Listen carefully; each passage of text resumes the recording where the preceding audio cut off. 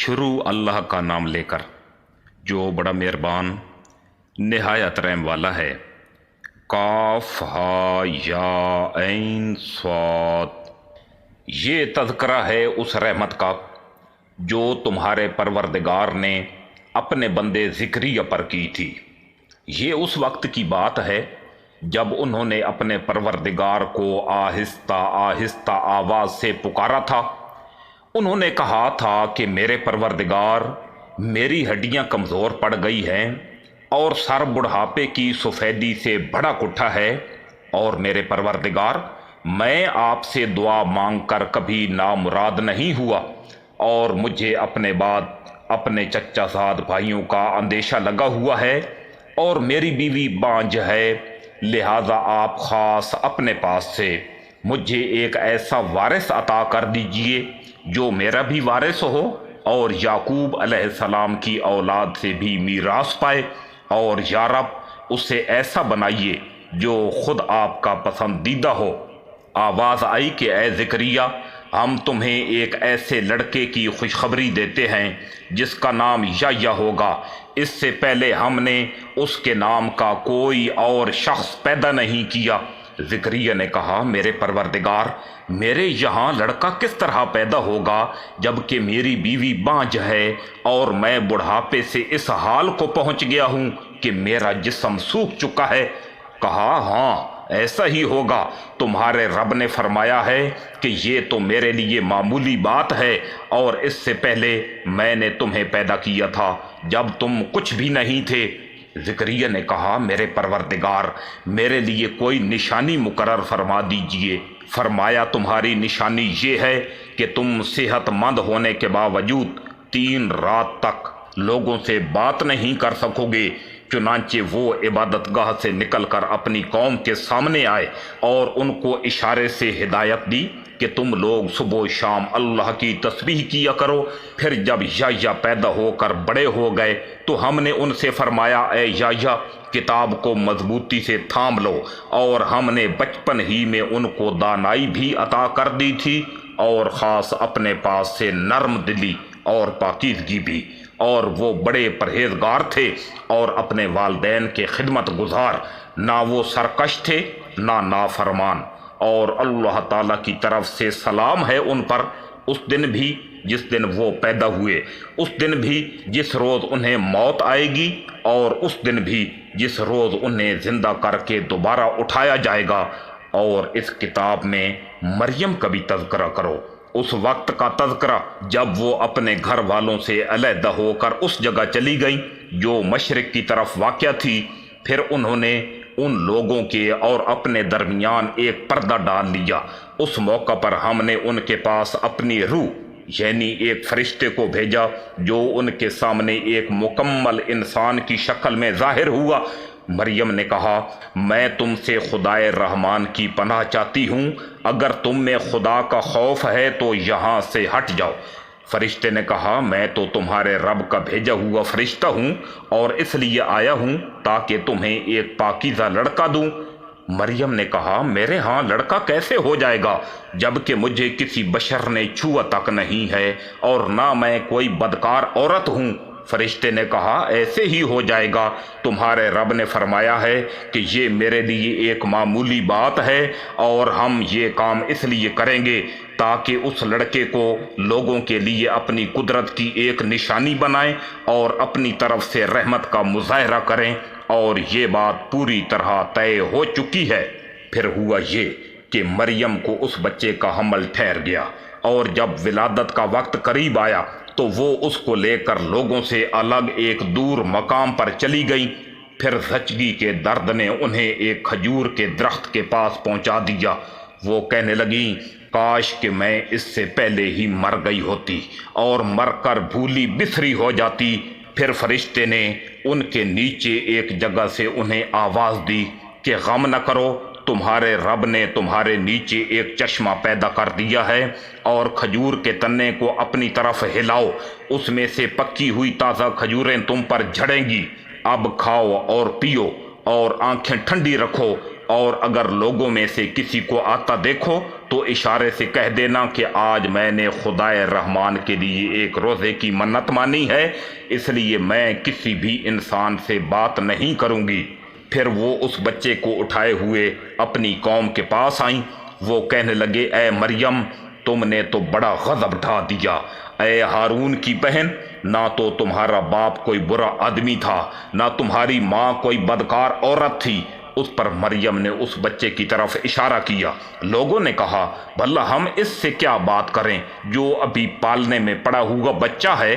اس پر بچہ بول اٹھا کہ میں اللہ کا بندہ ہوں، اس نے مجھے کتاب دی ہے اور نبی بنایا ہے، اور جہاں بھی رہوں مجھے بابرکت بنایا ہے، اور جب تک زندہ رہوں مجھے نماز اور زکوٰۃ کا حکم دیا ہے، اور مجھے اپنی والدہ کا فرما بردار بنایا ہے، اور مجھے سرکش اور سنگ دل نہیں بنایا، اور اللہ کی طرف سے سلامتی ہے مجھ پر، اس دن بھی جب میں پیدا ہوا، اور اس دن بھی جس دن میں مروں گا، اور اس دن بھی جب مجھے دوبارہ زندہ کر کے اٹھایا جائے گا۔ یہ ہیں عیسیٰ بن مریم۔ ان کی حقیقت کے بارے میں سچی بات یہ ہے جس میں لوگ جھگڑ رہے ہیں، اللہ کی یہ شان نہیں ہے کہ وہ کوئی بیٹا بنائے، اس کی ذات پاک ہے۔ جب وہ کسی بات کا فیصلہ کر لیتا ہے تو بس اس سے یہ کہتا ہے کہ ہو جا، چنانچہ وہ ہو جاتی ہے۔ اور اے پیغمبر صلی اللہ علیہ وآلہ وسلم، لوگوں سے کہہ دو کہ یقیناً اللہ میرا بھی پروردگار ہے اور تمہارا بھی پروردگار، اس لیے اس کی عبادت کرو، یہی سیدھا راستہ ہے۔ پھر بھی ان میں سے مختلف گروہوں نے اختلاف ڈال دیا ہے، چنانچہ جس دن یہ ایک زبردست دن کا مشاہدہ کریں گے، اس دن ان کی بڑی تباہی ہوگی جنہوں نے کفر کا ارتکاب کیا ہے۔ جس روز یہ ہمارے پاس آئیں گے اس دن یہ کتنے سننے والے اور دیکھنے والے بن جائیں گے، لیکن یہ ظالم آج کھلی گمراہی میں پڑے ہوئے ہیں۔ اور اے پیغمبر صلی اللہ علیہ وآلہ وسلم، ان کو اس پچھتاوے کے دن سے ڈرائیے جب ہر بات کا آخری فیصلہ ہو جائے گا، جبکہ یہ لوگ اس وقت غفلت میں ہیں اور ایمان نہیں لا رہے۔ یقین جانو کہ زمین اور اس پر سارے رہنے والوں کے وارث ہم ہی ہوں گے، اور ہماری طرف ہی ان سب کو لوٹایا جائے گا۔ اور اس کتاب میں ابراہیم کا بھی تذکرہ کرو، بے شک وہ سچائی کے خوگر نبی تھے۔ یاد کرو جب انہوں نے اپنے باپ سے کہا تھا کہ ابا جان، آپ ایسی چیزوں کی عبادت کیوں کرتے ہیں جو نہ سنتی ہیں، نہ دیکھتی ہیں، اور نہ آپ کا کوئی کام کر سکتی ہیں؟ ابا جان، میرے پاس ایک ایسا علم آیا ہے جو آپ کے پاس نہیں آیا، اس لیے میری بات مان لیجئے، میں آپ کو سیدھا راستہ بتلا دوں گا۔ ابا جان، شیطان کی عبادت نہ کیجیے، یقین جانیے کہ شیطان خدائے رحمان کا نافرمان ہے۔ ابا جان، مجھے اندیشہ ہے کہ خدائے رحمان کی طرف سے آپ کو کوئی عذاب نہ آ پکڑے جس کے نتیجے میں آپ شیطان کے ساتھی بن کر رہ جائیں۔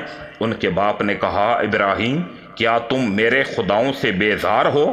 یاد رکھو، اگر تم باز نہ آئے تو میں تم پر پتھر برساؤں گا، اور اب تم ہمیشہ کے لیے مجھ سے دور ہو جاؤ۔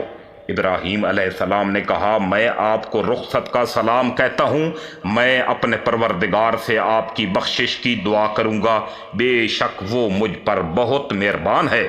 اور میں آپ لوگوں سے بھی الگ ہوتا ہوں، اور اللہ کو چھوڑ کر آپ لوگ جن جن کی عبادت کرتے ہیں ان سے بھی، اور میں اپنے پروردگار کو پکارتا رہوں گا۔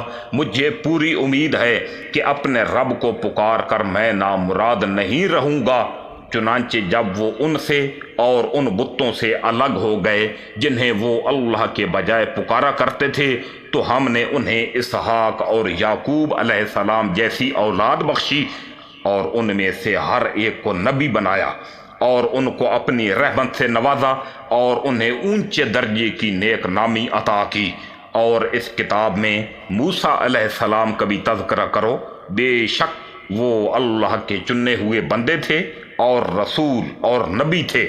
ہم نے انہیں کوہ طور کے دائیں جانب سے پکارا، اور انہیں اپنا رازدار بنا کر اپنا قرب عطا کیا، اور ہم نے ان کے بھائی ہارون کو نبی بنا کر اپنی رحمت سے انہیں ایک مددگار عطا کیا۔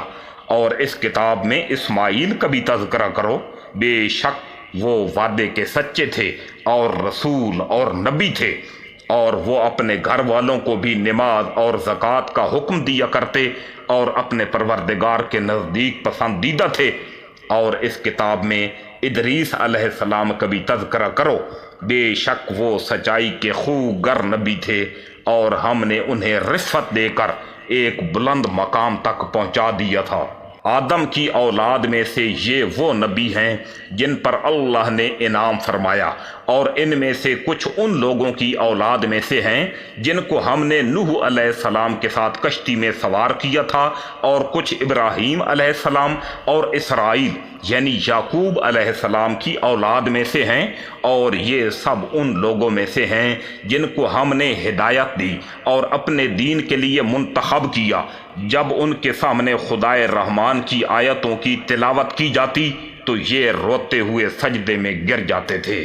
پھر ان کے بعد ایسے لوگ ان کی جگہ آئے جنہوں نے نمازوں کو برباد کیا اور اپنی نفسانی خواہشات کے پیچھے چلے، چنانچہ ان کی گمراہی بہت جلد ان کے سامنے آ گئی۔ البتہ جن لوگوں نے توبہ کر لی اور ایمان لے آئے اور نیک عمل کیے تو ایسے لوگ جنت میں داخل ہوں گے، اور ان پر ذرا بھی ظلم نہیں ہوگا۔ ان کا داخلہ ایسے ہمیشہ باقی رہنے والے باغات میں ہوگا جن کا خدائے رحمان نے اپنے بندوں سے ان کے دیکھے بغیر وعدہ کر رکھا ہے۔ یقیناً اس کا وعدہ ایسا ہے کہ یہ اس تک ضرور پہنچیں گے، اور اس میں سلامتی کی باتوں کے سوا کوئی لغو بات نہیں سنیں گے، اور وہاں ان کا رزق انہیں صبح و شام ملا کرے گا۔ یہ ہے وہ جنت جس کا وارث ہم اپنے بندوں میں سے اس کو بنائیں گے جو متقی ہو۔ اور فرشتے تم سے یہ کہتے ہیں کہ ہم آپ کے رب کے حکم کے بغیر اتر کر نہیں آتے۔ جو کچھ ہمارے آگے ہے اور جو کچھ ہمارے پیچھے ہے اور جو کچھ ان کے درمیان ہے وہ سب اسی کی ملکیت ہے، اور تمہارا رب ایسا نہیں ہے جو بھول جایا کرے۔ وہ آسمانوں اور زمین کا بھی مالک ہے، اور جو مخلوقات ان کے درمیان ہیں ان کا بھی، لہذا تم اس کی عبادت کرو اور اس کی عبادت پر جمے رہو۔ کیا تمہارے علم میں کوئی اور ہے جو اس جیسی صفات رکھتا ہو؟ اور کافر انسان یہ کہتا ہے کہ جب میں مر چکا ہوں گا تو کیا واقعی اس وقت مجھے زندہ کر کے نکالا جائے گا؟ کیا اس انسان کو یہ بات یاد نہیں آتی کہ ہم نے اسے شروع میں اس وقت پیدا کیا تھا جب وہ کچھ بھی نہیں تھا؟ تو قسم ہے تمہارے پروردگار کی، ہم ان کو اور ان کے ساتھ سارے شیطانوں کو ضرور اکٹھا کریں گے، پھر ان کو دوزخ کے گرد اس طرح لے کر آئیں گے کہ یہ سب گھٹنوں کے بل گرے ہوئے ہوں گے۔ پھر ان کے ہر گروہ میں سے ان لوگوں کو کھینچ نکالیں گے جو خدائے رحمان کے ساتھ سرکشی کرنے میں زیادہ سخت تھے۔ پھر یہ بات بھی ہم خوب جانتے ہیں کہ وہ کون لوگ ہیں جو سب سے پہلے اس دوزخ میں جھونکے جانے کے زیادہ مستحق ہیں، اور تم میں سے کوئی نہیں ہے جس کا اس دوزخ پر سے گزر نہ ہو۔ اس بات کا تمہارے پروردگار نے حتمی طور پر ذمہ لے رکھا ہے۔ پھر جن لوگوں نے تقوی اختیار کیا ہے انہیں تو ہم نجات دے دیں گے، اور جو ظالم ہیں انہیں اس حالت میں چھوڑ دیں گے کہ وہ اس دوزخ میں گھٹنوں کے بل پڑے ہوں گے۔ اور جب ان کے سامنے ہماری کھلی کھلی آیتیں تلاوت کی جاتی ہیں تو کافر لوگ مومنوں سے کہتے ہیں کہ بتاؤ ہم دونوں فریقوں میں سے کس کا مقام زیادہ بہتر ہے اور کس کی مجلس زیادہ اچھی ہے؟ اور یہ نہیں دیکھتے کہ ان سے پہلے ہم کتنی نسلیں ہلاک کر چکے ہیں جو اپنے ساز و سامان اور ظاہری آن بان میں ان سے کہیں بہتر تھے۔ کہہ دو کہ جو لوگ گمراہی میں جا اتریں تو ان کے لیے مناسب یہی ہے کہ خدائے رحمان انہیں خوب ڈھیل دیتا رہے، یہاں تک کہ جب یہ لوگ وہ چیز خود دیکھ لیں گے جس سے انہیں ڈرایا جا رہا ہے، چاہے وہ اس دنیا کا عذاب ہو یا قیامت، تو اس وقت انہیں پتہ چل جائے گا کہ بدترین مقام کس کا تھا اور لشکر کس کا زیادہ کمزور تھا۔ اور جن لوگوں نے سیدھا راستہ اختیار کر لیا ہے اللہ ان کو ہدایت میں اور ترقی دیتا ہے، اور جو نیک عمل باقی رہنے والے ہیں ان کا بدلہ بھی تمہارے پروردگار کے یہاں بہتر ملے گا، اور ان کا مجموعی انجام بھی بہتر ہوگا۔ بھلا تم نے اس شخص کو بھی دیکھا جس نے ہماری آیتوں کو ماننے سے انکار کیا اور یہ کہا ہے کہ مجھے مال اور اولاد آخرت میں بھی ضرور ملیں گے؟ کیا اس نے عالم غیب میں جھانک کر دیکھ لیا ہے یا اس نے خدائے رحمان سے کوئی عہد لے رکھا ہے؟ ہرگز نہیں، جو کچھ یہ کہہ رہا ہے ہم اس سے بھی لکھ رکھیں گے اور اس کے عذاب میں اور اضافہ کر دیں گے، اور جس مال اور اولاد کا یہ حوالہ دے رہا ہے اس کے وارث ہم ہوں گے، اور یہ ہمارے پاس تنہا آئے گا۔ اور ان لوگوں نے اللہ کے سوا دوسرے معبود اس لیے بنا رکھے ہیں تاکہ وہ ان کی پشت پناہی کریں۔ یہ سب غلط بات ہے، وہ تو ان کی عبادت ہی کا انکار کر دیں گے اور الٹے ان کے مخالف ہو جائیں گے۔ اے پیغمبر صلی اللہ علیہ وآلہ وسلم، کیا تمہیں یہ معلوم نہیں ہے کہ ہم نے کافروں پر شیاطین چھوڑ رکھے ہیں جو انہیں برابر اکساتے رہتے ہیں، لہذا تم ان کے معاملے میں جلدی نہ کرو، ہم تو ان کے لیے گنتی گن رہے ہیں۔ اس دن کو نہ بھولو جس دن ہم سارے متقی لوگوں کو مہمان بنا کر خدائے رحمان کے پاس جمع کریں گے اور مجرموں کو پیاسے جانوروں کی طرح ہنکا کر دوزخ کی طرف لے جائیں گے۔ لوگوں کو کسی کی سفارش کرنے کا اختیار بھی نہیں ہوگا سوائے ان لوگوں کے جنہوں نے خدائے رحمان سے کوئی اجازت حاصل کر لی ہو، اور یہ لوگ کہتے ہیں کہ خدائے رحمان کی کوئی اولاد ہے۔ ایسی بات کہنے والوں، حقیقت یہ ہے کہ تم نے بڑی سنگین حرکت کی ہے۔ کچھ بعید نہیں کہ اس کی وجہ سے آسمان پھٹ پڑے، زمین شق ہو جائے اور پہاڑ ٹوٹ کر گر پڑے کہ ان لوگوں نے خدائے رحمان کے لیے اولاد ہونے کا دعویٰ کیا ہے، حالانکہ خدائے رحمان کی یہ شان نہیں ہے کہ اس کی کوئی اولاد ہو۔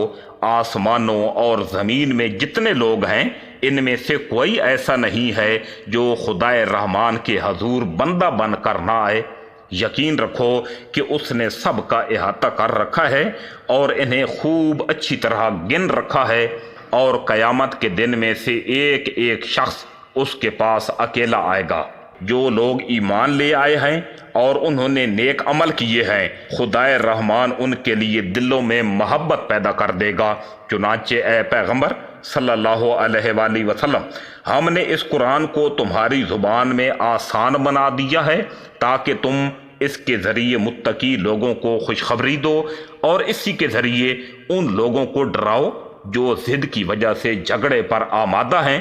ان سے پہلے ہم کتنی ہی قوموں کو ہلاک کر چکے ہیں، کیا تمہیں ٹٹولنے سے بھی ان میں سے کسی کا پتہ ملتا ہے یا ان میں سے کسی کی بھنک بھی تمہیں سنائی دیتی ہے؟